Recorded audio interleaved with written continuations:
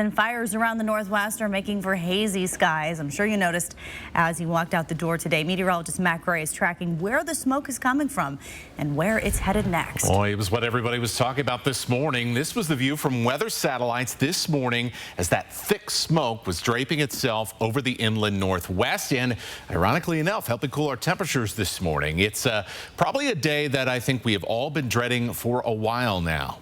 It has not been very windy the past couple of days, but higher up in the atmosphere, the winds have begun to turn from the west to out of the northwest.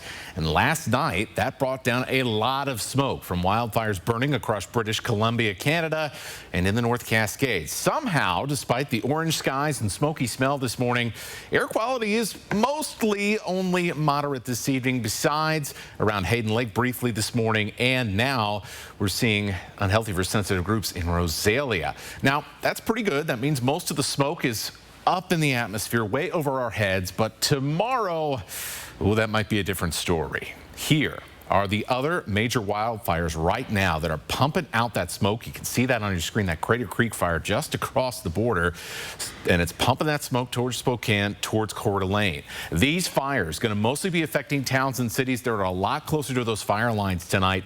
Air quality is expected to reach unhealthy ranges tonight around Omak in the Methow Valley, and in some cases it's pretty close to that already. And potentially we could see some thick smoke as far south as Moses Lake by morning. However, as winds pick up in the afternoon, some of the smoke that may have started out well above the ground in the morning could get mixed down to the ground right near the Spokane area. That's why there is a strong chance for a few hours of lower air quality around the metro in the early afternoon tomorrow. Now, Friday does look like it might be a little bit better, but there are no guarantees here. You see, we don't know where new fires may appear or just how active some of these existing wildfires may become in this windy weather that we are going to experience over the next 2 days. What is most important, however, is that tomorrow and Friday, you got to stay inside if your area reaches unhealthy air quality. And even if it's not that bad, look, listen to your body. If it starts telling you that that smoke's becoming too much, head inside.